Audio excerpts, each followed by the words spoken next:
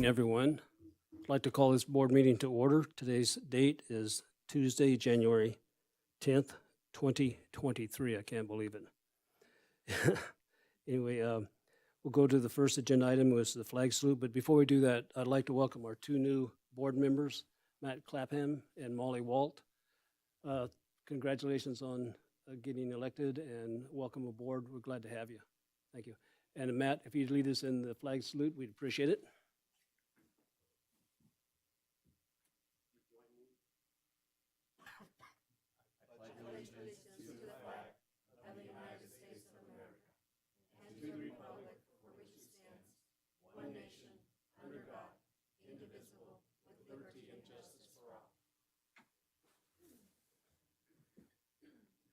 Thank you. We'll move on to agenda item number 2, adoption of the agenda as submitted. This is for possible action. We have a motion and a second. Any public comment or any further discussion from the board first? Seeing none, any public comment about this agenda item? Would you come to forward and get in front of the microphone, turn it on, and state your name for the record? Okay, is this on? Yes. All right, my name's Kurt Caraway. I'm the publisher and owner of Carson Now. And one of my reporters has contacted the district a few times in the last few weeks about vague agenda items that do not correspond to Nevada open meeting law. And her responses back were pretty much, so what? And so I'd like to bring that up with you because the first time this came up, at least, well, there was one other time earlier last year, but last meeting you guys had, which was December 13th, there was an agenda item that said, discussion and review for possible amendment of CCSD Bylaw 050, organization, first reading discussion only. Now, that didn't say what you actually were doing. I mean, you know, if you read the precedents on the open meeting law, specifically the Sandoval versus Board of Regents case from 2003, Nevada Supreme Court, it's clear that that does not conform to the open meeting law. You have to say what you're doing. I mean, because what you were actually doing is saying you wanted to change the meeting schedule to having one meeting a month, I guess, right? Is that kind of what it was? You could have, I mean, I would bet it probably took more effort to create the vague agenda item than it would have simply to put that on the agenda to say what you were doing. All right? And again, this agenda has kind of the same thing because it basically says almost the same thing, again, except for possible action. You know, this is probably not the best way to approach things. You know, simply put down on the agenda what actually is happening, because it doesn't conform to the law and it doesn't tell people what's going on. I mean, how would it have hurt to put on the agenda, say, we're considering changing the meeting schedule to once a month? I mean, that's what you're doing. I don't have any problem with the actual action. I'm just saying that when you put on the agenda, you've got to put that stuff in. Because if somebody does object to it, they go to the Attorney General's office, they challenge it, then you have to go through that whole thing. You'll end up having to do it again and maybe make a fine if you keep doing this. So I would suggest that you make changes to the way you do this, considering that the last meeting you said basically you want to count that as your first reading for that, when it wasn't agendized properly to tell you what was going on. If somebody wants to challenge it, they'll do it. So I would suggest that you make this your first reading. In fact, I'm not even sure if that qualifies because, again, the agenda item on this meeting's agenda doesn't say what you're doing. I mean, I've got the policy of 050 and there's a lot more things in it than just holding a meeting. So if you say you're going to amend that policy, but not say how, that simply doesn't apply. So that's all I got to say. And I would just say, sometimes they aren't sure how we're going to amend it because until the trustees meet in an open meeting, it's unclear. Okay, so there wasn't a proposal put forward by somebody to put it on the agenda because you wanted to change the meeting time? Or you say, we want this whole policy, 050, I mean, how did that get on the agenda? Does anybody know? We truly appreciate your comments, and, we'll consult with our legal counsel and move forward. Okay. I mean, if somebody is, I mean, I don't know if anybody's going to object to this particular one, but, if somebody does, I mean, I'm trying to save you guys here, so if you don't want to be saved, go ahead. All right, thank you very much. Okay, we have any other public comment? Do we have any online or comment? No, Mr. Varner, thank you. Okay, go ahead and close comment now. Go ahead and call for a vote. All in favor say aye. Aye. Any opposed say nay. Motion carries. Thank you. Moving on to agenda item number 3, your superintendent report. This is for information only. Mr. Fueling.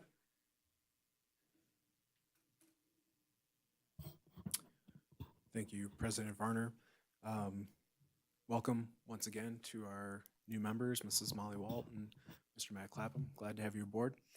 Mr. Varner, if you would please join me down below here so we could do something.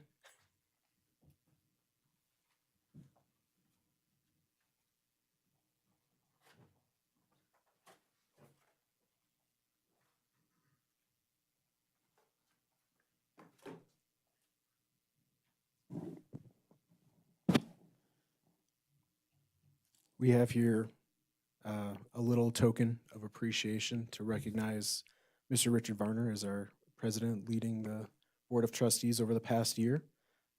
Rather quiet year.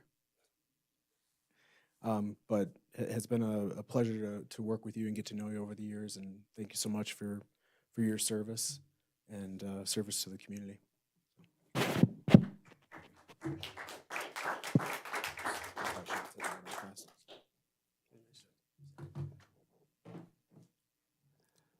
I guess what I'd like to say is, oh,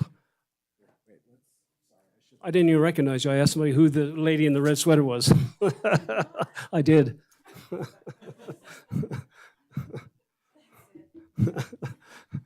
you hold this. I'll hold this. Thank you. There we go.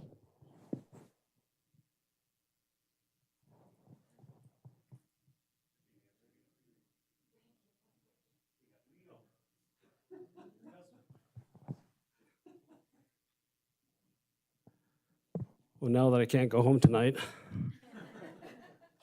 can I sleep over anybody's house?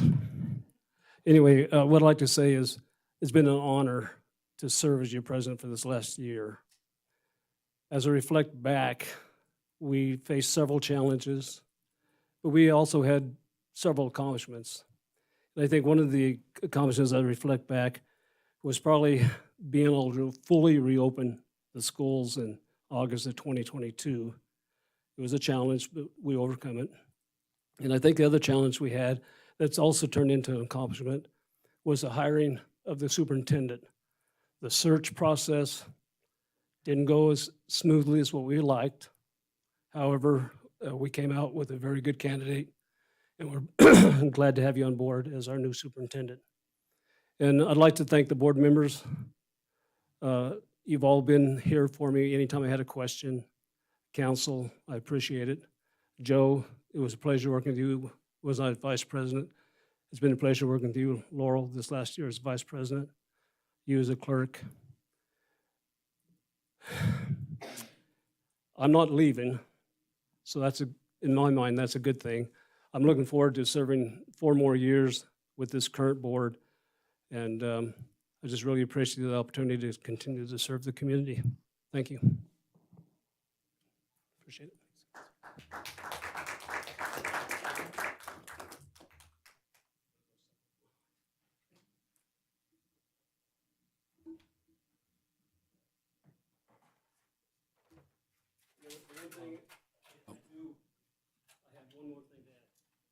There's a lot of people I'd like to thank. Ryan Russell for keeping us on the straight and narrow. Thank you for all your legal advice. All the admin that's come to the meetings and had to make presentations. I know you had to prepare and do a lot of work to do it. All the certified staff, all the classified staff, everybody who makes this organization run smoothly. So thank you. I didn't want to forget anybody. Hey, Rich, as you're coming back up, if you don't mind, I'd just like to thank you for your term as president. I think everybody up here, for the most part, has served in a leadership position, whether it's been on this board or something else, and it's not easy.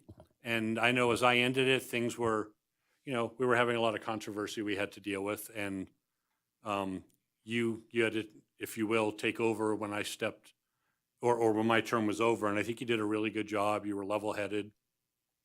Like I said, it isn't easy. We've had some interesting dialogue, some good, some uncomfortable, a variety of things, but that's, really what it's all about in theory is community interaction and involvement, and we certainly had that. But I'm, sincerely, I want to thank you, and I want to thank people for showing up and speaking their mind. I think sometimes it could have gone a little different, but, that's what we're here for, and again, without saying it 4 times, thanks for your steady hand.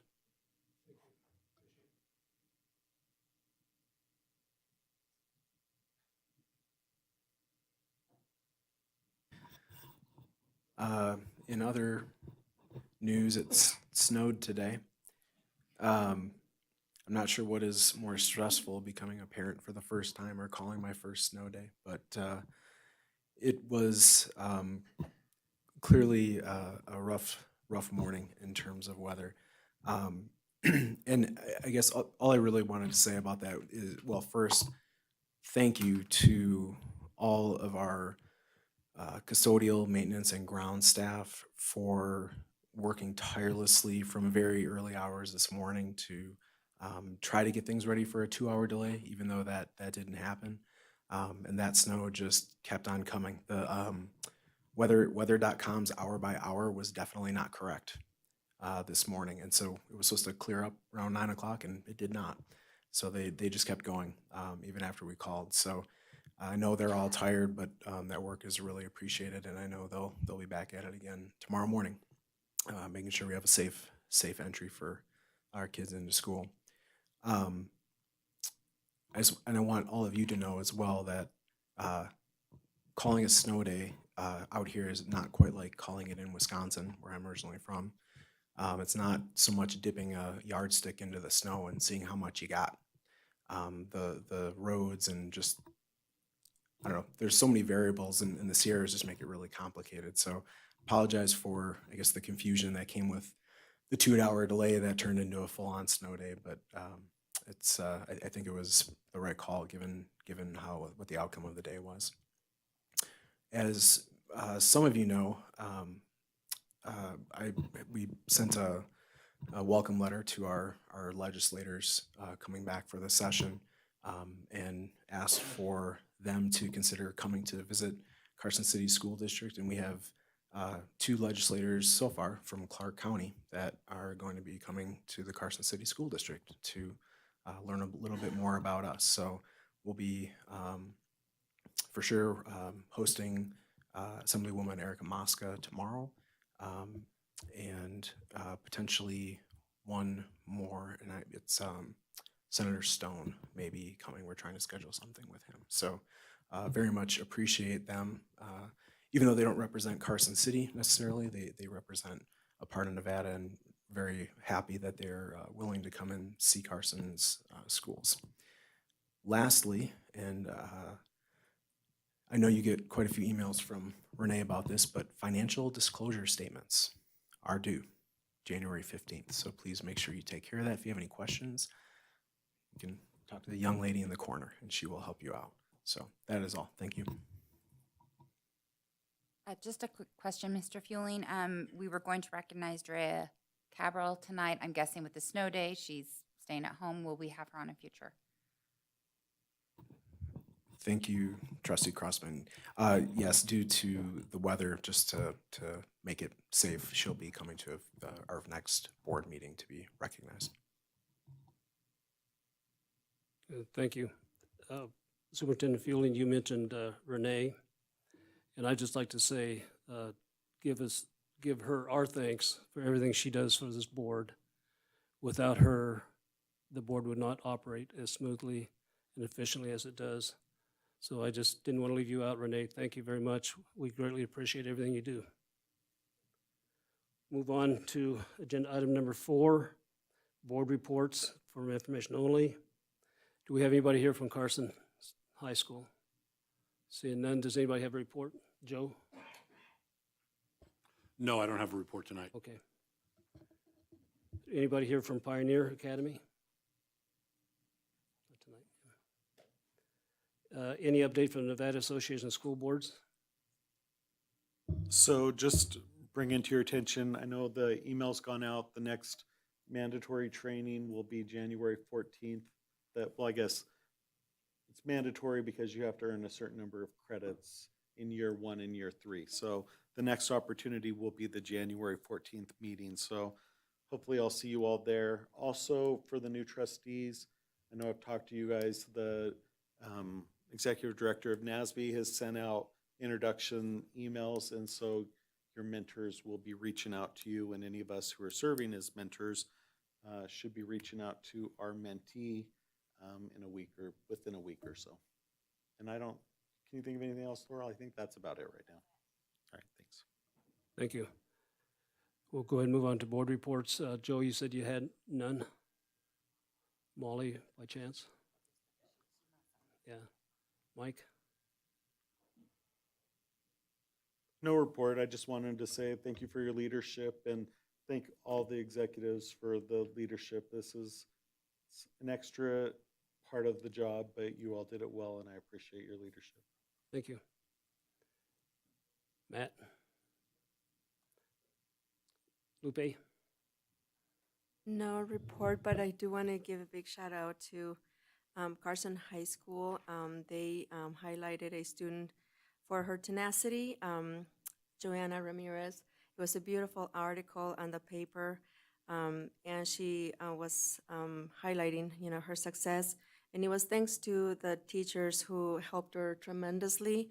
I definitely want to echo what she said. If it hadn't been for her teachers, she would not have been as successful. So thank you to Leah Hampton, Daphne Abrams, and Mitchell Gregovich. They did an amazing job to help this student, and they do the same for all the other students. And I just wanted to highlight that because that's the quality of teachers that we have in our district, and we're just very, very thankful and very appreciative for their work. Thank you. Laurel? No report. I just want to welcome everyone back to the second semester of this school year, and I hope the students enjoyed their snow day and made good use of it. I know it's just that childhood thing that I think they all enjoy, so I hope they had a good one. Thank you. I have no report tonight either. We'll move on to agenda item number 5. Discussion and possible action on election of officers of the Carson City School District Board of Trustees, including board president, vice president, and clerk for the ensuing year. And this is for possible action. I will go ahead now and open it up for nominations for president. Mike? I'll nominate Laurel Crossman as board president for next year, or for this year. Second. We got a motion and a second. Any board discussion? Any public comment? Oh, yeah, I'll get to that. Seeing none, but we have to ask if you accept the nomination? Yes, I do. Thank you very much. Any other nominations? Seeing none, we'll go ahead and move on and we'll call for a vote. So, Mr. President, I've missed something here. sorry. All 3 officers are listed in one agenda item, so you can take nominations on each and do it with one motion if you'd like. I guess we'll go ahead and do that. We were going to turn it over to the new president to do the second 2, but since it's in one motion, we'll go ahead and do it.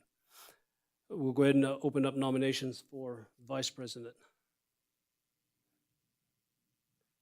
Have any Oh. nomination? Yeah, I'll nominate Lupe Ramirez. Any other nominations?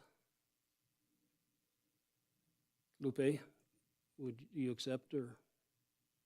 I appreciate the opportunity and your thoughtfulness. I do feel that I would love to serve in that capacity in the future, but for now, at this point in time, I would like to give you, Joe, the opportunity. I know you only have 2 more years on the board, and so I would definitely like to give you the opportunity, and I definitely would love to consider that position in the future.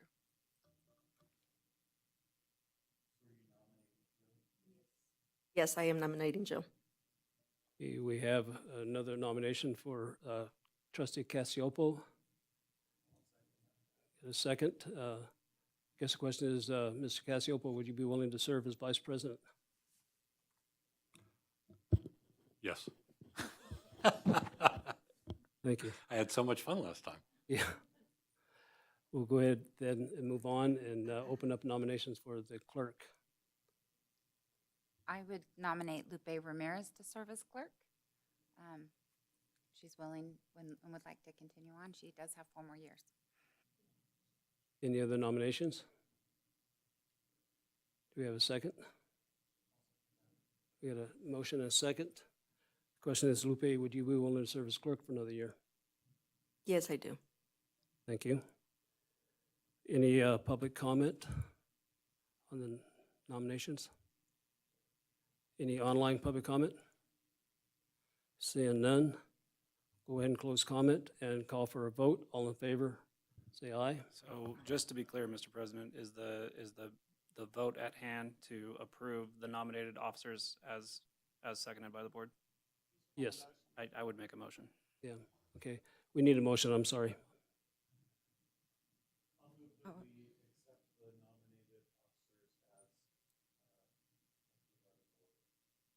We have a second? Second. Second. We have a motion and a second. We'll go ahead and ask for public comment again. Seeing none, and no online public comment again. Seeing none, now I'll go ahead and call for the vote. All in favor say aye. Aye. All opposed say nay. Motion carries. Thank you. At this point, we'll go on to agenda item number 6, but that'll be you. Thank you, Trustee Varner. I'll go ahead and we'll move on to, and thank you, Board, for the vote of confidence and for the incoming officers as well.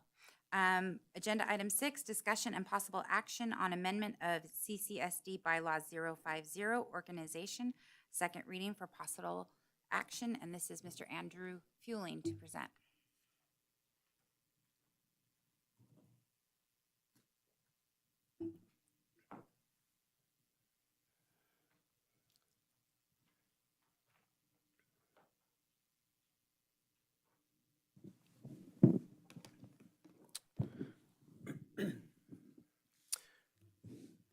Good evening, trustees. Tonight we have the second reading of bylaws number 050. In front of you, last time we went over this, the suggested changes, there were a small edit to the, what is this, Section 3, Part B, which is the assigning of trustees to various committees. The multi-tiered system of support district leadership team has been added, as that is expected that to be an ongoing committee within the school district as we implement MTSS, our multi-tiered systems of support within the district. Looking to regularly have one board member as a part of that, and some cleanup with adding the liaisons to schools. So as you know, with the board reports given at each meeting, all of you are friendly with one of the schools and bringing information back regarding what is happening at those schools to give everyone awareness of that. And so just inserting that as a part of some of those assignments that do happen. Under section 4, there is the change for under part A of designating the day, place, and time for regular meetings, which shall occur at least once per month from twice per month. Those are the only changes for your Do consideration. we have any questions or further discussion from the board members? Yeah, As well. Oh, Go ahead. no, go ahead. You wanna go first? No, you go first. Laurel, just since we had public comment about this, Ryan, I wanted to just ask you the question, or, from your standpoint, are we okay to proceed as we're intending to? I guess I'd answer that in a couple ways. One, the way any policies are amended or addressed by both law and pursuant to the policies in the district, a policy is brought before the board for review with the first reading with any changes that staff may propose, with the idea of getting input from the board to see what in the policy they would like to change. As Mr. Walker stated, the board has to be presented with a first reading before staff can know what possible changes they would like to see in a policy. That policy is then brought back in strike-through form as it is here with the changes discussed at the prior meeting for the board to consider whether or not they want to actually implement them. So the agenda taken as a whole includes bylaw number 50, which is the organization. It includes the changes that were discussed in the first reading of that with the changes shown. The agenda includes regulation 60, which is specifically consistent with the change proposed in that it provides that the board shall meet at least once a month as opposed to twice. That's the way it currently reads. And agenda item 8 further provides that the board will discuss and set the time and place and dates for the meetings themselves. So taken as a whole, I think the agenda is clear. I think anybody that reads the agenda can see what the policy being considered is. They can click on it, find out exactly what's coming before the board. So I think you can proceed. I also think, for what it's worth, an application, the board is going to meet again in January regardless. So if the board would like to see the language specifically that the date and time may be reduced to at least once per month on the agenda, there's no harm in continuing it. It would have a net sum zero effect on how you actually proceed. So there's also no harm in continuing it to make it more clear if it needs to be. I think it's fine to continue. I also think it's fine to move it to the next meeting if you'd like.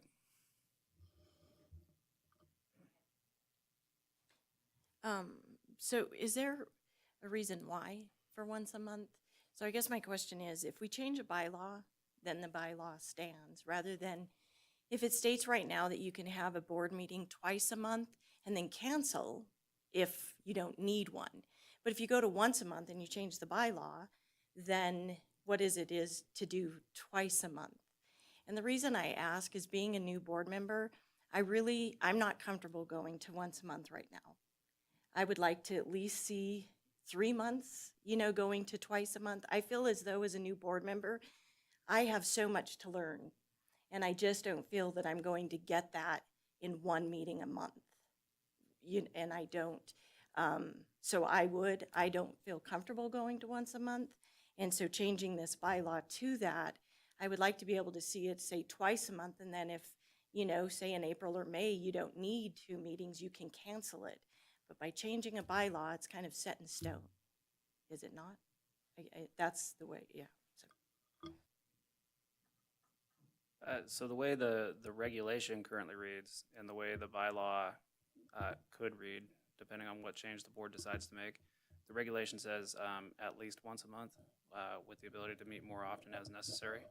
And I think the proposed changes before you today include the at least once a month, not just solely once a month, with the ability to meet more often as necessary. But again, it may be a good reason to re-agendize to allow proper time to consider whether you want to review that. And So, because what would be considered getting twice a month is necessary? That's what I guess my question is who decides as necessary? So do we come to a board meeting, like say tonight was the only board meeting agendized for January? Do we then have to come together as a board to say, well, we feel it as necessary to have a second meeting this month. Who makes that decision? I mean, is it going to be a majority or is it the superintendent? I would say the superintendent and board president. Then, no, yeah, so then that's where I look at it and say, I wouldn't. I'm not comfortable with once a month. I believe I have way too much to learn. I would just add, and I apologize, but not thinking with the two new board members here, just a little bit of a history on this. So back in November, we canceled the second meeting in November because it was during the week of Thanksgiving. The second board meeting in December traditionally has been canceled by the Board of Trustees simply because of the holiday as well. And so I think the feeling was that in or some consideration with, well, we went with one in November and we've always done one in December and we've been able to manage through that. Also, we are the only rural school district that does meet 2 times a month. So Lyon and Douglas and Story and the counties around us all do meet 1 time per month. So I think in that regard too, it's just there's a similar circumstance in being a rural district otherwise, but I think that was primarily the reasoning behind consideration. Well, and I think that it's also, number one, it's going to make us be efficient with our time and what we're doing as a board. And it's also going to be allowing our staff to really focus on their jobs instead of every other week they're preparing for a board meeting. They can be focusing on their jobs in the schools with the kids. And so I think that there is room to streamline what we're doing and make the most of these meetings without coming every other meeting or every other week. So with that though, wouldn't we just be able to cancel a meeting? If say, for example, staff says we really just don't have that much on the agenda, let's just cancel the meeting like you did in November and you did in December, rather than changing the bylaws to state once a month, is where I'm kind of going with this as well. Because once it changes in the bylaws, then it's kind of in stone. And I think rather that if than- you look at it, it says at least once a month as in opposed to at least twice a month. So we can meet twice a month. We can also meet once a month. So it says at least once a month. No, and I understand that, and I'm not trying to be argumentative by no means. I'm just saying that I'm more comfortable with not changing the bylaws and canceling when you don't have anything for the agenda, than just saying, we're just gonna cancel, we didn't have anything for the agenda. I'm more comfortable with that due to the fact that it's not as a board going to be deciding whether or not we have that second meeting a month.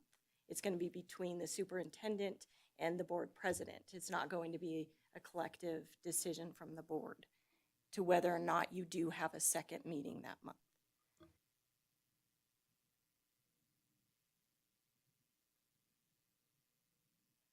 Do we have any other comments at this time?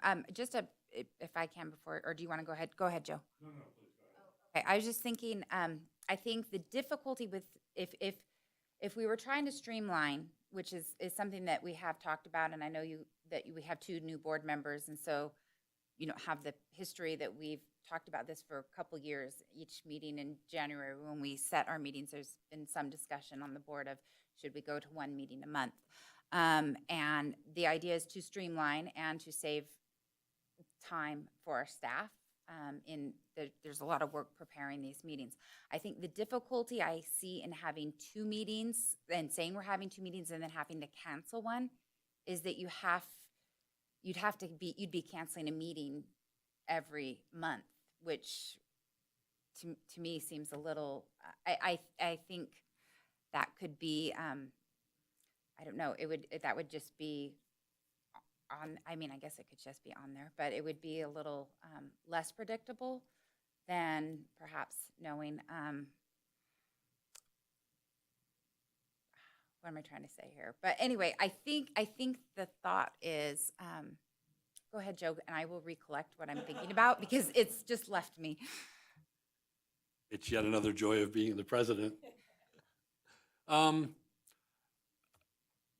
could go either way on this. I know originally when it was proposed, we were in the process of looking to hire a new superintendent. We were going through the process, and my feeling at that time was if we were electing a new superintendent who was unfamiliar with our district, I wanted to stay going 2 times a month to give them the benefit of getting to know us, meeting a little more often, things like that.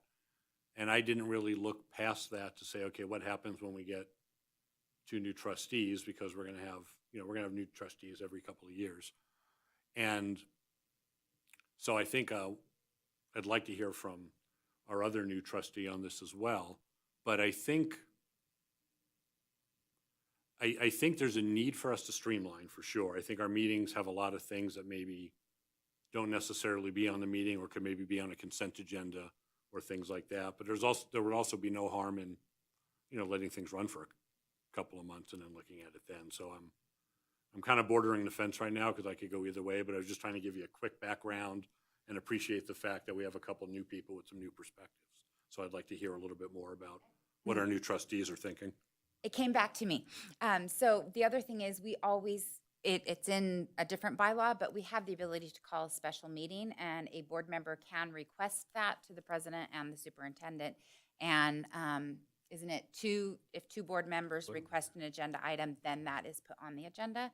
So there is the ability to request special meetings, and we can, last January and February, we had a bunch of special meetings. So it just depends on what events are happening in the school and what emergencies or situations arise. I also think that if we cancel meetings on a monthly basis per se, I think the community is going to get upset. So I would be concerned about that too. Just something to think about.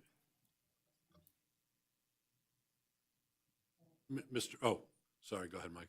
Well, and and we know traditionally there are certain meetings we know we're going to have twice a month when we're adopting our budget for the year. And, there's certain times of years that we know that we're going to have those 2 meetings. And it's not saying that we can't have additional meetings in other months. It's just not saying we have to have meetings in other months. And I can appreciate that, but not knowing is where I'm going, because all I know is that it is, 2 times a month. And, as a citizen, no, I didn't watch you every, on those 2 times a month. So I guess I'm going into it saying that, it's 2 times a month. It's what I was prepared for. And so now the once a month, I don't know. I don't know what I'm going to be missing, or so I would just, even if you would consider tabling this for, maybe until March, just so I can kind of get my feet wet, learn a little bit more on what is, what do you normally propose at the meetings? What is something that's standard? How does this move forward? Because it's a learning curve right now. I do. Oh. That's all right. I can see your point, Trustee Walt, and I'm not opposed to putting it on hold for a brief time and re-examine it later on. Matt, I think they asked for your opinion. I don't know if you have an opinion on this. Well, as far as the language, I definitely don't have a problem changing the language to at least 1 time per month. I came into tonight thinking that we were possibly going to go to 1 time per month. And either way, I am fine with twice or 1. I know that doesn't help, but I felt like I was going to be initiated by fire either way, and so I'm prepared to move forward with that. But I do think Molly does bring up a great point. Just being new, coming here, prepping, getting to know how the district is run, and making decisions is, all of you can put yourself back to your first couple meetings. It's pretty intense, I guess. I don't know. But just learning the ropes, I think, would be very helpful in how things are done. And so I do agree with her in that if we could just change the language maybe to one time or at least once each month, but maybe just continue for the next couple at 2 times a month, I think that would be helpful getting our feet wet. Just a question for Superintendent Fueling. From your perspective and say your staff's perspective, what's easier or less of a burden for them? Anticipating 2 meetings a month and then being told, we're gonna not have the second one, or hey, we're kind of going once a month, but now we're gonna add a second meeting. What's the least harm from your perspective? So I think it to some extent depends on the notice. If we were planning on a second meeting, so we're kind of planning out at least tentative agendas about a month and a half to 2 months ahead of where we are at any given point in time. And so if we're expecting that to happen, I mean, clearly we can make it work, but it just throws some of us off in terms of timing and just moving things around. It's not the end of the world, but there is something to that, I think. I think it would be easier, and I'm trying to look back towards Renee, and I can't see her, but I think it would be easier in terms of, if there wasn't a meeting and we decided to add one, I would assume that when one is being added, it's being added for a specific purpose, and so that kind of narrows down the work being done behind the scenes in preparation for that. I think actually Mr. Clapham's suggestion might not be maybe a bad compromise within all of this. If we want the opportunity down the road, but to kind of slowly move into that, if we get there, I think on our side, we would know there's still 2 meetings a month and we just plan for that and we roll. But just knowing that potentially down the road that may change. I think it's certainly easier knowing it's one or the other. Just making that adjustment midstream, we definitely can do it. But it just makes us have to think a little bit more about timing. One thing I did want to bring up, and Trustee Walker brought this up, so there are at least 2 times, if we did move to the model of having 1 per month, at this point, given the traditions of the board, there would, and 1 NRS requirement, there would have to be, in the month of April and the month of May, there would have to be 2 board meetings still. So in April, historically, we've done our employee recognition, which is an entire meeting dedicated to the employees. That has always traditionally been the second meeting in April. And then the second meeting in May, there's the recognition of our retirees and the original final budget that we passed as a district. So, If I could, I would support, in deference to the 2 new trustees, putting it on hold for a period of time and revisiting at a later date.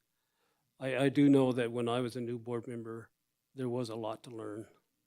And I think the more exposure I had increased my education and how the board and the district operated. So I can definitely see Matt and Molly's point of view. Oh, I was just going to add to that. I do think Molly has hesitancy to change the bylaws because bylaws are sometimes difficult to change. Ours are not that difficult to change. We just haven't often changed them because we haven't had the reason to, but it's just a matter of bringing it for 2 readings. So I think for everyone's comfort, since in talking with Mr. Fueling before this, we've already planned for a second meeting in January, and we're intending to have one. So I see no problem with continuing this. If we want to pick it up in January, or the second meeting in January, we could do that, or we could bring it up a little later during the year if we'd like to. If anyone would be interested in, do we need to make a motion to that effect if we're going to continue something for possible action, or do we just need to not take any action? I would to continue the item beyond the first reading that was done at the last meeting. I think what I'm hearing is a motion to continue this item to be agendized at a future meeting of the board for further consideration would probably make the record clear. Okay. So I would entertain a motion if anyone is willing to. Okay. So I move to continue agenda item number 6 for a future meeting. I'll second it. Okay, we have a motion and a second. Do we have any further discussion on the motion? Do we have any public comment on the motion? Are we still accepting online comment, public comments? Okay, we don't have that as an option already anymore, so I won't ask for that again. Seeing no public comment, I'll call for a vote. All in favor? Aye. Aye. Any opposed? Motion carries. We will move on to agenda item number 7, discussion and review for possible amendment of CCSD bylaw regulation R060 board meeting schedule. Thank you, President Crossman. I think I said trustee last time. So this regulation, while it does have the mention of the number of board meetings, if you'll note in the second paragraph, the board shall hold one regular board meeting on the second Tuesday of each month and another meeting on the fourth Tuesday if needed at 7 p.m. That is not ultimately the purpose of this training, but I did want to point that out just for transparency's sake. Here, the actual change you'll note in bold is that we have our meetings in no longer in the Sierra room at the community center. We have them in the Robert Bob Kroll boardroom. So it's recognizing that simple change here in our community center. Do we have any discussion or questions or comments on this particular item? And just a reminder that regulations are not for board action. They are for they're for information we can provide input and direction to them.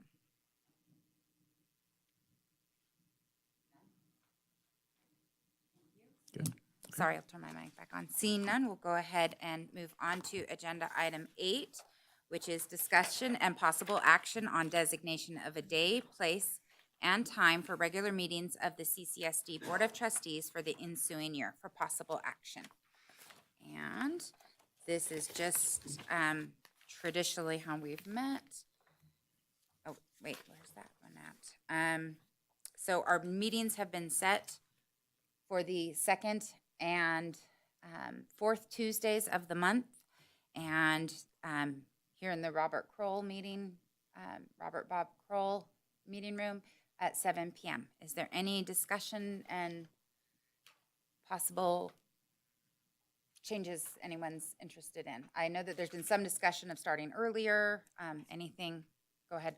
Well, just for discussion, we've had those conversations about, do we keep it at 7? Do we keep it at 6? And looking ahead, if we wind up transitioning to a once a month, I just foresee, despite our attempts to be efficient, I see maybe those agendas getting a little longer. So for that reason, I mean, for me, 6 p.m. is hard to get here sometimes, but I can do it. And so that's kind of the rationale behind it. So I just, for discussion, do we want to entertain starting at 6 versus 7? I don't know what kind of hardship that creates for the rest of the trustees. I think, Mike, didn't you say 6:30 would work? Just a thought, because occasionally we have, when we are in negotiations, employee negotiations, we have closed sessions, which are typically an hour before. Is having closed session at 5 o'clock pose a difficulty to board members? Yes? Yes, okay. So is that's another consideration for the times that we do have. And I them think closed. that's why I proposed 6:30. And then, 5:30, those of us that are working, that gives us time, even if we have to leave a little bit early, we could still get our full day and get the majority of what we need to get done, and then get here for a meeting at 5:30 if we needed to.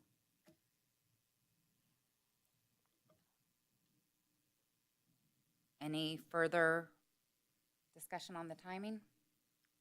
I could go either way. I see the benefit of having it start at 7 because families can get home, have dinner, or, get home from work, have dinner, and get off. But then at the same time, families also have all the activities that students are engaged in the evenings.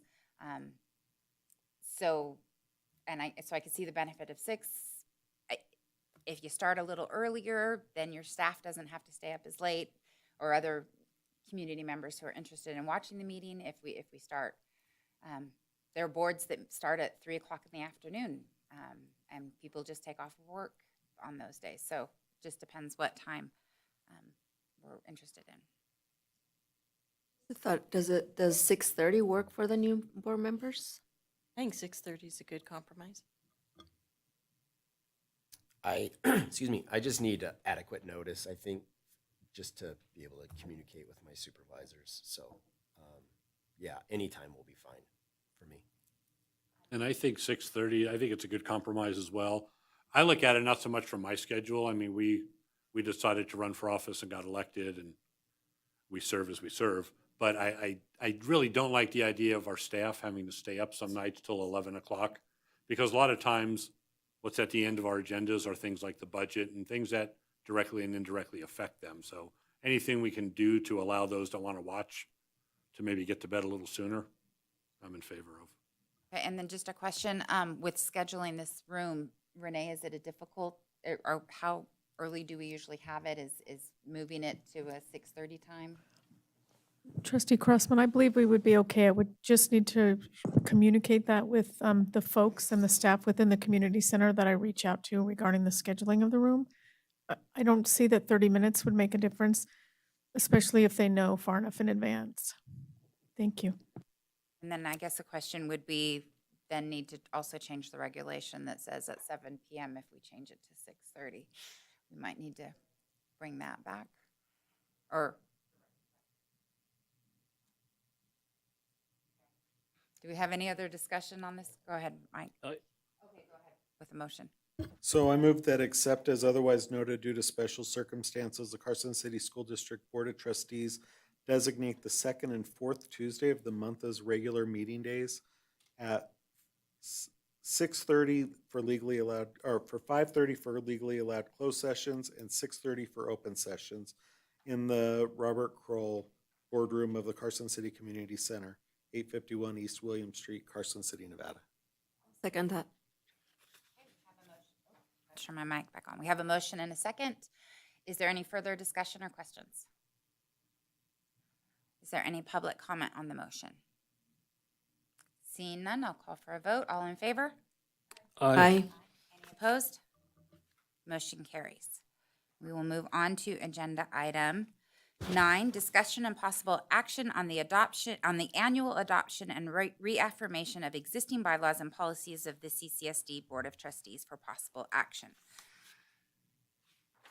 Are there any questions or concerns on approving and reaffirming our existing bylaws and policies?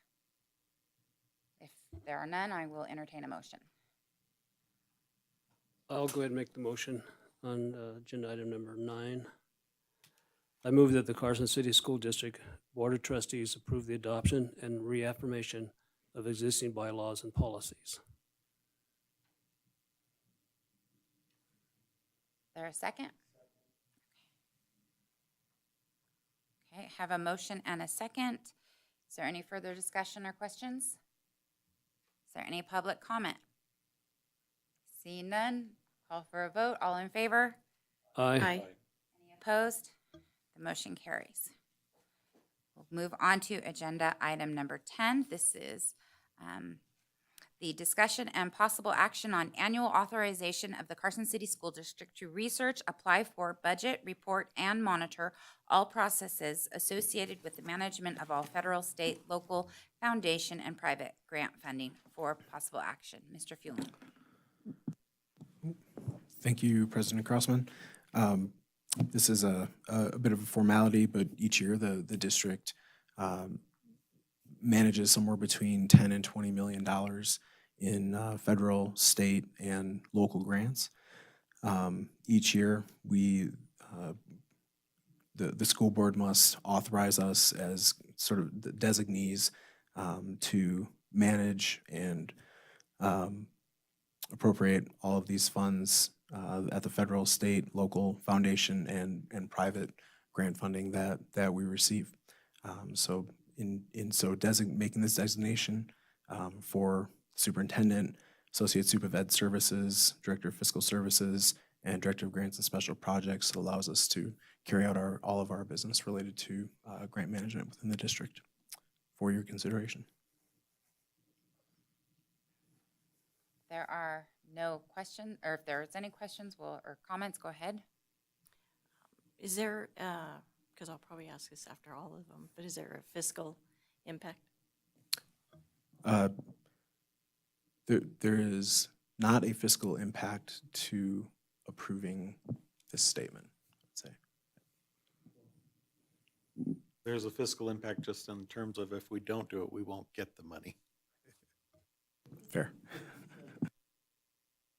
Motion. I move that the Carson City School District Board of Trustees designate the superintendent, associate superintendent of educational services, director of fiscal services, and the director of grants and special projects as the authorized representatives for any and all federal, state, local, foundation, and private grant funding. I'll second it. Have a motion and a second. Do we have any other comments or questions? Do we have any public comment on this matter? Seeing none, all in favor? Aye. Opposed? Motion carries. We'll go on to agenda number 11, and this is going to take a little bit longer because everybody gets to volunteer for something. Discussion and possible action on the appointment of trustees to serve on various committees and associations, including the following for the ensuing year for possible action. So we have, I think I'll just go ahead and start with the first director on the Nevada Association of School Boards. For our new trustees, each school board in the state has a director who serves on the board of directors. Mike has been our director at NASB for several years. He has just been elected at our last conference to serve as the vice president of NASB, so he will be taking an officer position, which opens up the director. Mr. Varner has served for several years as our alternate director on that. So what we're looking for is a director and then a director and an alternate director on those. Should I go ahead and we can discuss those and then we'll move on to the next? I would like to volunteer as a director. Okay. I don't have any problems with that. I was going to recommend him for that. And then for an alternate director, would Lupe, I was wondering if Lupe would be interested in serving on. I am interested. Okay. That would be great. And then a member on the Carson City Parks and Recreation Committee, Stacy Wilkie served on this committee most recently. Do we have, Molly, looks like you're about ready to Yep. jump up. Yes, I'm interested in serving as Okay. on the Parks and Rec. Okay. Debt Management Commission, has this been, Richard, you've been Yeah, I've serving been on there? there, and if somebody else wanted, that'd be fine. If not, I'm willing to go ahead and serve. Okay, Mike is interested on that one. Okay, Partnership Carson City, Lupe, this is where you've been serving. Are you interested in continuing or? I am interested in continuing if it's okay, unless someone else wants to take it. Anyone else interested? Okay. Legislative liaison, this is something Joe and I have both served on, and we really didn't have anything happening last year. So maybe this year I'd be willing to keep doing it. Maybe we get to. Yeah, I'd like to be involved in it too. Okay. Okay, I'll put Laurel and Joe. Representative to Superintendent School Naming Committee. I was on this committee the first couple years, and we never met. It was kind of a good one when I had a bunch of toddlers because nothing came up. And then we've had sometimes occasionally there's a whole process and a formal request for naming something. And so like the basketball court at Carson High School is named for Tom Andreessen, former athletic director. And then there's a weight room that is named for, I'm going to forget, Shane Quilling. So a couple of times this comes up, and you review the proposal as the board member, and there's also staff on it. There's a whole procedure for it. So it's a position, if you're not sure how much time you can commit, it's a good one to volunteer for. And then it's also is kind of interesting when we do have those opportunities arise. Matt? Okay, I saw him kind of going, what? Like, looked excited about that. So, well, let's put. Okay. Okay. Mm. Okay, okay. I, Okay, representative to the superintendent's joint advisory committee. So the joint advisory committee, can you explain that, Mr. Fueling? So, as a part of the collective bargaining agreement for our certified folks, there is a provision in there to have a joint advisory committee, which is effectively time to meet and discuss items and truly more in the spirit of it being advisory and just talking about different ideas. I don't know when this part of it started, but it was considering that certified folks staff were a part of that. We opened it up as well to classified and administrative staff. So there's, I believe, two administrative school principal representatives, two teaching representatives, and two classified representatives. And then myself, and then Don Carini had served on it previously. And really it's just simply time to talk and what's going on in the district, asking dedicated time to ask questions, I think, about what's going on in the district and potentially right now, recently talking about problem solving in some respects, so. And how often do you meet? We meet about every 2 months, I believe. It's not set in stone, but it seems to me that it's been about every 2 months. We've had 2 meetings since July. I expect we'll probably have 3. We have one later in January, or I think it's the very first, like might be February 1st, and I would expect we'll probably have 2 more before the school year is over. Because you say it is informative, would you recommend a new board member? Because it would be informative for a new board member, or do you feel though a new trustee would be lost?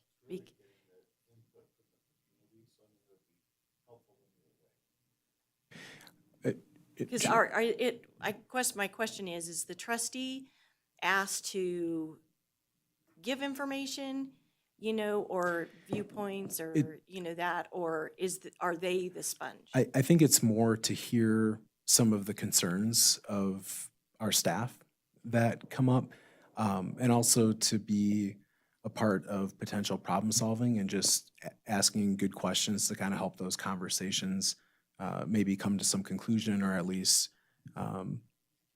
give some direction as to how do we move forward. It's not formal in any way like negotiations. It's really just a conversation, some presentations sometimes.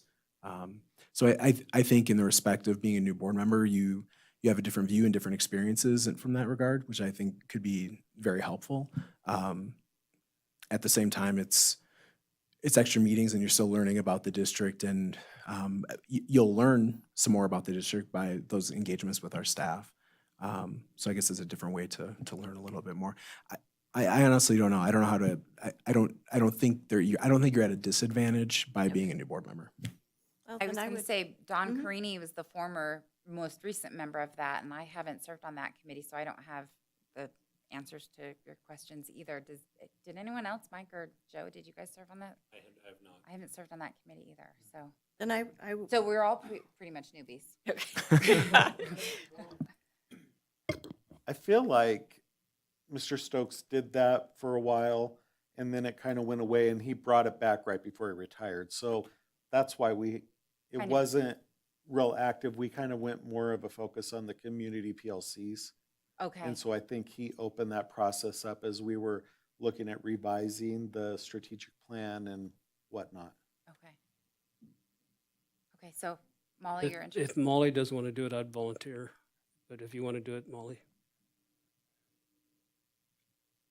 We go through these once a year, right? Yeah, I'm not going to bite off more than I can chew right now, so go ahead. Okay, I would go ahead and volunteer for that. okay. I'm retired and have plenty of time. And I guess I would ask Mr. Fueling too, is this is who is appointed, but to those, if someone's interested, there's nothing that would prohibit a trustee from attending. That is, as long as it's not a quorum. Yeah. Okay, and then the representative of the Carson City Schools Foundation, per their bylaws, I believe this representative is the board president, so that would be me. And again, with this, anyone, other board members can attend. A few years ago, there were a couple different board members that were helping to plan the bike. They did a bike safety day and some other events that they were planning. So that is something that someone else could attend. The next is the representative to the Student Attendance Review Board. Lupe, you are serving on that, and I am an alternate, and I was never called as an alternate to do anything. I did attend a couple of meetings and I found it very interesting, so I definitely would like to Okay. continue. Would anyone else be interested in being the alternate? The Student Attendance Review Board, now with the new requirements, if students miss so many days, there's a review board that meets. So I would we be could- interested. We could have an alternate. in I'll that. be interested in the alternate. Okay. And then representative on the Emergency Operations Development Committee, that was Joe Casiopo. That was me. I'm happy to stay on it. I don't want to bite off more than I can chew, but I think I'll stay on that. Unless somebody else wants it, I'm happy allowing someone else to do it as well. Ready? Okay, Joe. Okay, and then the representative on the Multi-Tiered Systems of Support District Leadership Team. This is a new assignment for our boards. How often do they meet, Mr. Fueling? It's quarterly. Quarterly? And I know Trustee Varner attended the Yes, and if meeting. no one else wanted, I'd like to stay on it. I have attended the meeting, and it's something I am interested in. So. Okay. If you want to do that. Everybody's okay with that? Okay, so We have a meeting tomorrow. And also, there are other committees and different things that meet. Like I also attend the Gate Advisory Committee meetings. It's not a formal assignment. There's the Bond Oversight Committee meeting that often board members attend those meetings to see about capital improvements planning. So there are other opportunities to volunteer. And then there's some short-term committee assignments as well. But did somebody write down all of this to make a motion? Okay, go ahead. I move that the Carson City School District Board of Trustees approve the following appointments. Richard Varner as Director of National Association of School Boards, Lupe Ramirez as the alternate director of the Nevada Association of School Boards, Molly Walt as a member of the Parks and Recreation Committee, Mike Walker as a member of the Debt Management Commission, Lupe as the member of the Partnership Carson City, Laurel and Joe as legislative liaisons, Matt and Mike as representatives of the Superintendent School Naming Community, Richard as representative to the Superintendent's Joint Advisory Committee, Laurel as the representative for the Carson City Schools Foundation, Lupe and Molly as representatives to the Student Attendance Review Board, I believe with Molly as the alternate, Joe as a representative on the Emergency Operations Development Committee, and Richard as a representative on the Multi-Tiered Systems of Support District Leadership Team. I'll second it. We have a motion and a second. Do we have any further discussion or comments? Just clarification. Mike did a good job at the beginning. He's for director of NASB. He said National Association of School Boards. So he meant Nevada. Okay. Just in case anyone's paying attention. Yeah, okay. Okay, so then the motion can be corrected. Does the second agree with the correction? I do. Okay. Any further comments? Any public comment on this motion? Seeing none, all in favor? Aye. Any opposed? Motion carries. Congratulations on your new assignments. And now we'll go ahead and move on to agenda item 12, discussion and possible action on the appointment of trustees to serve as individual liaisons to schools within the Carson City School District for possible action. So I will just start with the first. I have represented Fritch Elementary for every year that I've been on the board. My children have now graduated from Fritch. I'm okay with still staying with Fritch, but I do have a high schooler and a middle schooler currently, so I could do one of those. I will offer it if anybody's wanting to grab Fritch. If not, I'm happy keeping them. And then I've been on Fremont, so but I'll just go down the line. To anybody want Fritch? Just make a suggestion. Okay. For what it's worth, just for the benefit of our new trustees. You know, I think we've An learned, explanation about- Molly's not shy about speaking up, which is great.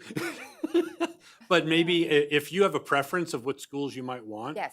If you'd like to speak up first. And also just an explanation, the liaison position, you know, it's we contact them for board reports if there's anything that they'd like to have us report. We can visit their school. We can also visit any of the schools within the district, but it's kind of something, traditionally people have chosen schools where your kids are because you already know what's going on. But if you don't have kids in the district, then you pick other schools that you might be interested in getting to know. So there is benefit, I think, to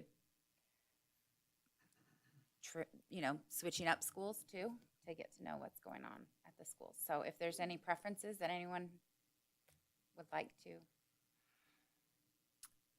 I would like Carson High School, since I have 2 kids in Okay. Carson High School. And so the way I kind of looked at this is the outgoing school board members, what they had. And so, you know, and I wouldn't mind doing Empire Elementary as well. That's what Stacy had, so. Okay. But if somebody else wanted Empire as well. Okay. I've Go got, ahead. I've got Matt. 2 Munchkins at, or one at Mark Twain, which is also in my district, so I think that would be Okay. cool. And then I also have one at Carson Middle, but I know Okay. you do too, and I think maybe Yeah, some but he's others. only there another year. I mean, a year and a half, and then I'm done with middle school, which I'm more is than as much a willing. celebration for the parents as the students of middle schoolers. I'm just gonna say that. So if you want to do Mark Twain and Carson Middle School, that would be fine. I'm fine with that if Okay. everyone else is. I'd like to keep Fremont, and I'll just put that on there. Okay. Are we just stating what we want now? Yeah, and I'm just kind of filling them in if Okay. you want to. I did have Carson Middle School, and I'm fine with Matt taking it, but I could take Fritz and Boardwick. Okay.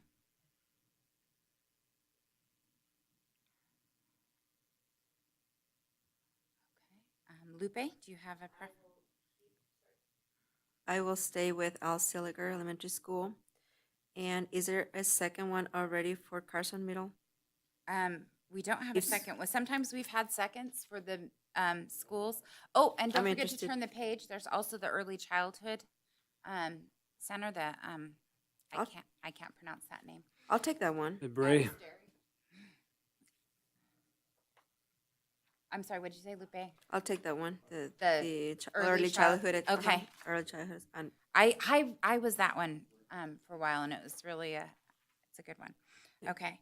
Let's see. So Richard has 2. Mike, you've got one that's the middle school. Did we put a second person on? What was the second one? Carson High. Carson High. Do we already have a second one for Carson High? Excuse me, not Carson High. Carson Middle School. We don't, but we No. can do that if we want to. Do we want to do that? I think sometimes we've shared that. What do you think? Yes, Yeah, yes, I- yes. I have Pioneer. I Oh. just haven't spoken up yet. I was just Sorry, giving sorry, people sorry. their choice. No, then you know what? I'm fine with Silver Elementary School and then Early Childhood Center. Okay. I know, right? Okay, so Joe, you've got one, I've got one. I think there's some wisdom with, I'm just joking. No, it's, never mind. Who, I'll sorry. stop making my bad joke right now. You're fine. Who asked for Fremont? Yeah, who, I asked for Fremont. Okay. So I've only had them for a couple years, so Yeah. I'd like to continue. Okay, did somebody take Seeliger? I'm sorry. Seeliger was Lupe. Lupe. Okay. Doesn't matter, maybe. Who did you get?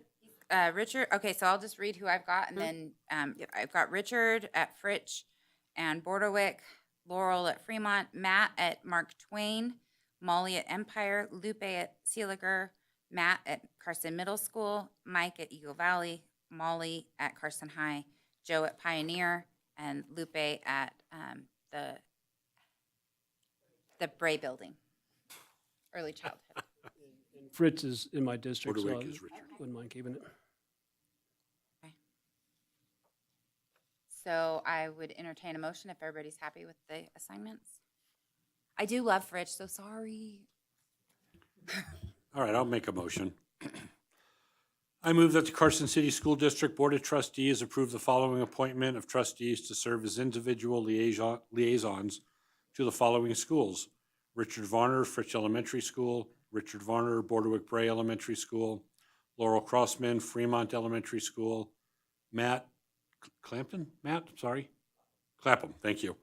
Mark Twain Elementary; Molly Walt, Empire Elementary School; Lupe Ramirez, Al Seeliger Elementary; Matt Clapham, Carson Middle School; Mike Walker, Eagle Valley Middle School; Molly Walt, Carson High School; Joe Cassiopo, Pioneer Academy; Lupe Ramirez, Bray Building; Aberystwyth Early Childhood Center. Okay, do we have a second? I'll second it. We have a motion and a second. Is there any further discussion or questions? Any public comment on this motion? Seeing none, all in favor? Aye. Any opposed? Motion carries. And we'll go on to agenda item 13, which is association reports. I don't see anyone here. Do we have any association reports? Okay, we will move on from that and go on to agenda item 14, public comment. So we will go ahead and I'll just, before I read everything, I'll ask if we have any public comment at this time. And this is for public comment on any items that are not on the agenda and that are within our jurisdiction, matters of or which this body has the authority to. Seeing no public comment, I'm not going to read the whole thing. And we'll go ahead and move on to agenda item 15, which is discussion and 6-month review of the Carson City School District Plan for a safe return to in-person instruction and continuity of services for the remainder of the 2022-2023 school year. For discussion only, Tasha Fuson.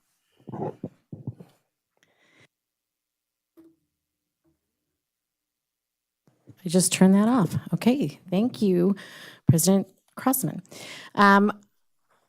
Currently, most of you are aware, but if you're not, we are required to do a 6-month annual review of our reopening plan.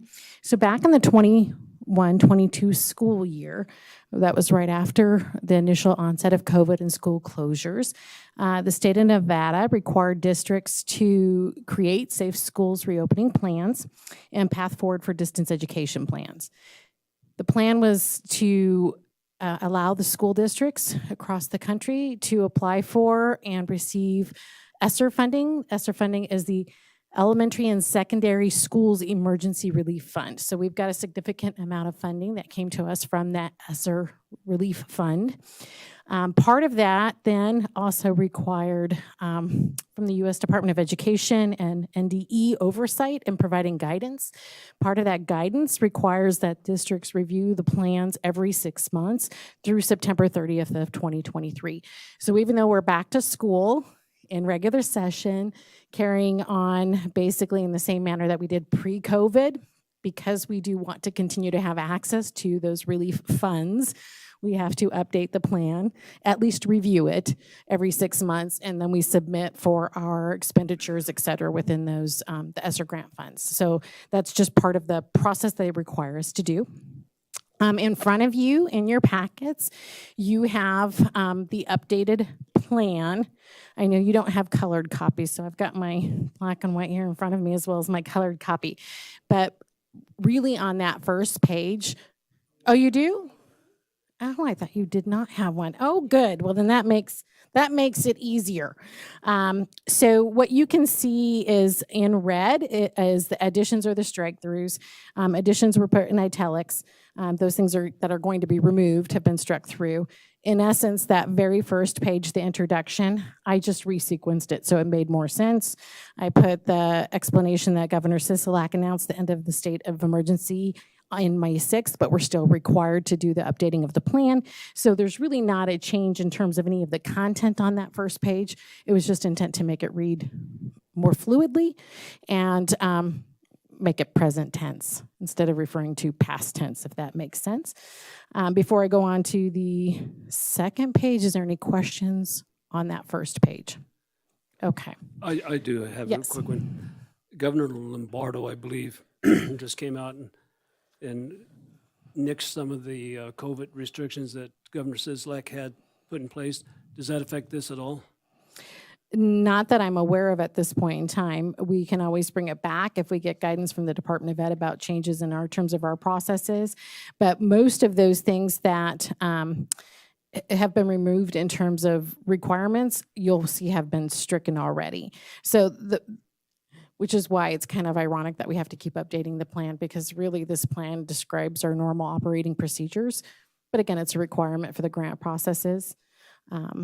But as we get further information, if there's further things that come from the new governor, we'll make sure it's reflected. All right, thank you. My expectation is that I'll come back in front of you in July to do the last update. Hopefully that will be the last time we have to do it, obviously, because it expires in September of 2023. But And just a thought I have, I'm not sure that any executive action that the governor took would affect the requirements of the grant, right? Or for complying with the grant. I don't think that. not that we've received any guidance on. Okay. Okay, so on page 2, you will see, again, there's just some changes in terms of verbiage to make it present tense, continue to versus starting to provide. So no content real changes on that second page or on the third page. But is there any questions in terms of any of the content that, I know, again, we have 2 new trustees. So our other trustees have had to sit through 3, I think, now readings of this plan. But being new to your roles, I'm happy to explain any content questions that you might have as well as we go through. What you're going to see in terms of change-wise is on page 4. At the top, I did strike through, we are no longer providing free test kits, home test kits. When we had supplies, at one point in time, we were getting home testing kits provided to us by numerous places, so we made them available at each of our school sites. This did become a question in the past of whether or not we were going to send them home or force children to take them home. We never did that, but we did make them available and communicate with our families and community members that they were available should they want them. But we no longer have those, so that's not continuing. So that was just removed, or is going to be removed. On that next page, student attendance and operations and cleaning and sanitation has stayed pretty consistent. On page 6, I did strike out at the end of the transportation on the bottom of page 6. We are no longer doing the electrostatic and micro fogging on a daily basis on the buses. So we were doing that through COVID every single day. So that we are not, we have not continued that process. I do have a question on that, because having been on school buses in the past, is there any ability to, what is the sanitation process that we're still doing? If we're not doing it daily, what are we doing on? So they buses? do clean buses and they do sanitize them. This was just a higher level of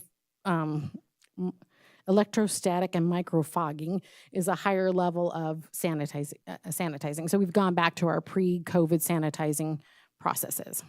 Mhm. And just related to that, is there any kind of, I'm glad, but any kind of significant cost savings that by not doing this daily? Or how did that impact us financially? I'm going to pass that question over to Superintendent Fueling. Thank you. Thank you, Trustee Casiopa. So there definitely is cost savings to that. However, those costs were entirely borne by many of these grants that we received through COVID to assist with keeping healthy facilities. So there is still some money that, there still is some ESSER money that we technically could use in that regard, but we've kind of gone beyond that now.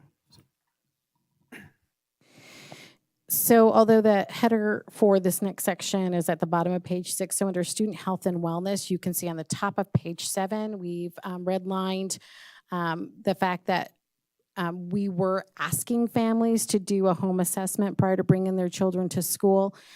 We've taken that off. We do mention later on in the plan, as always, that we do ask families to monitor their children's health. I mean, we do not want children come to school with fevers. But I think that's, again, a standard practice that our families have done in the past. But in this plan, they asked us originally to call that out, that there was actually a self-check form that we were asking families to do, and making versus having the school having the school check every student as they cross the threshold of the school.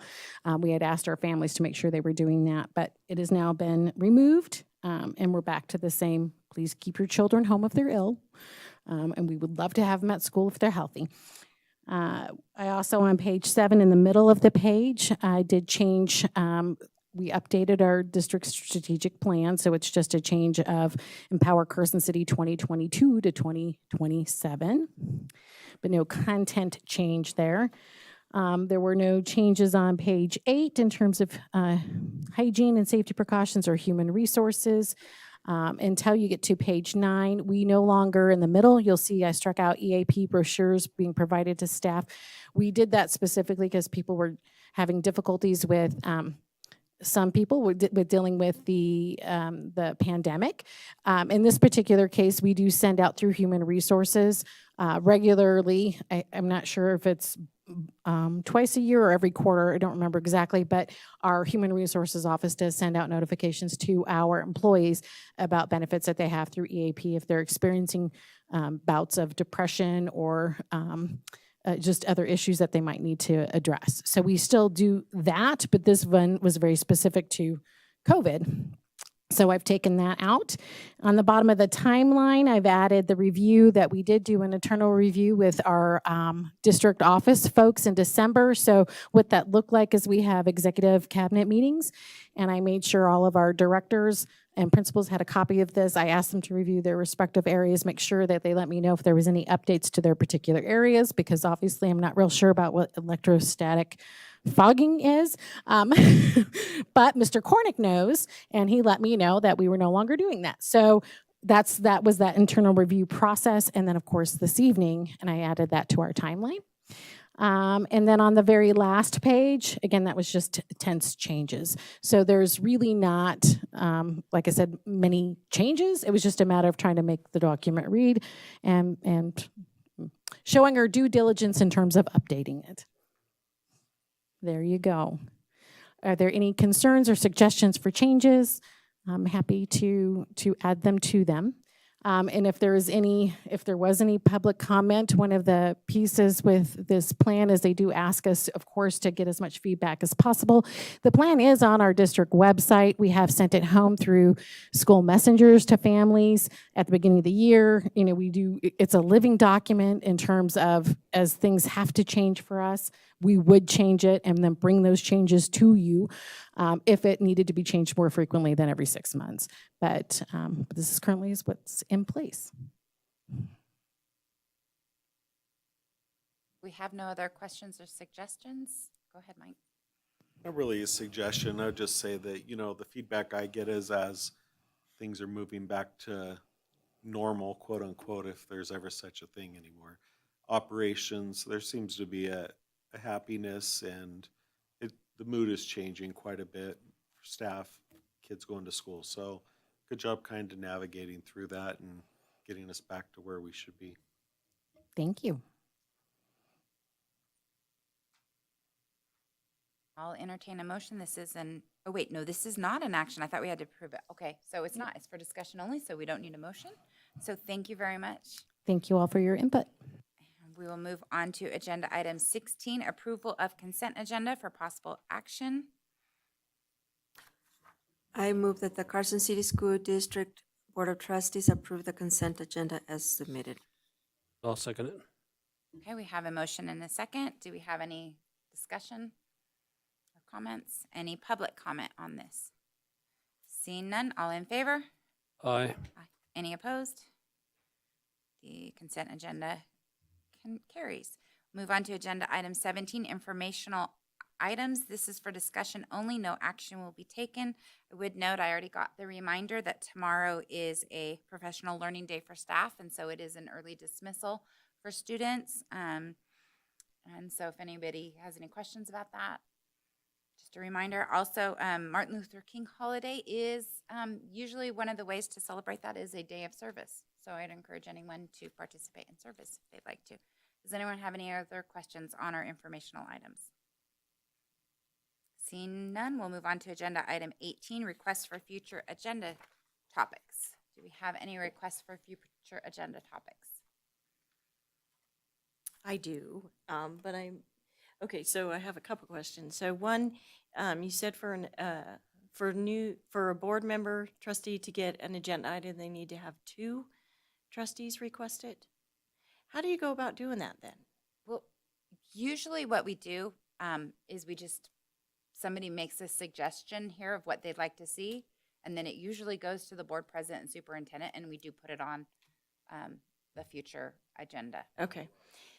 We haven't had a lot of Okay. issues with people not getting things that they okay. want to talk about brought up. If it is something that maybe, I mean, I suppose I've heard of other boards having Mhm. agenda requests that are extensively time consuming with no real value. So that would, if there was some kind of request like that, then I'm sure the board president and superintendent would talk to that trustee, Or if you had a president that wasn't putting things on. putting there. things on the agenda too, could force the issue. Okay. So the request I have is of the superintendent. Is there, it would be informational only, but if you could present the budget.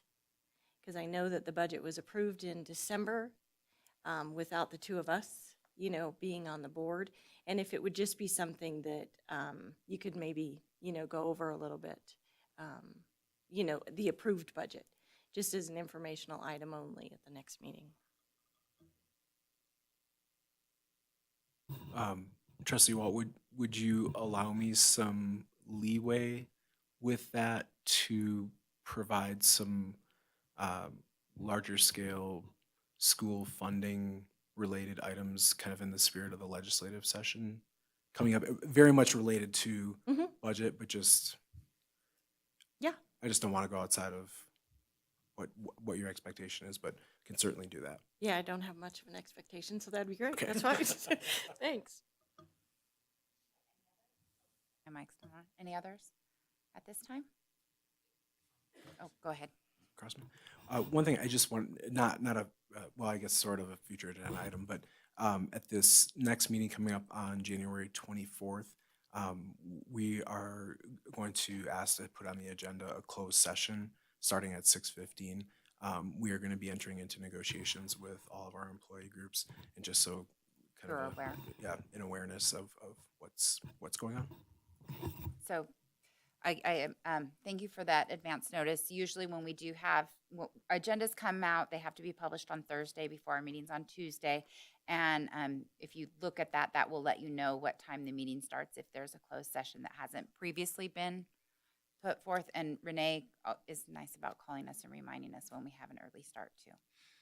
So that's not really future agendas. It's just kind of informational so I can fill you in later. So sorry if I'm going. Anyway, we will go ahead and if there's no other requests for future agendas, I will go ahead and adjourn at 8:35. So, thank you.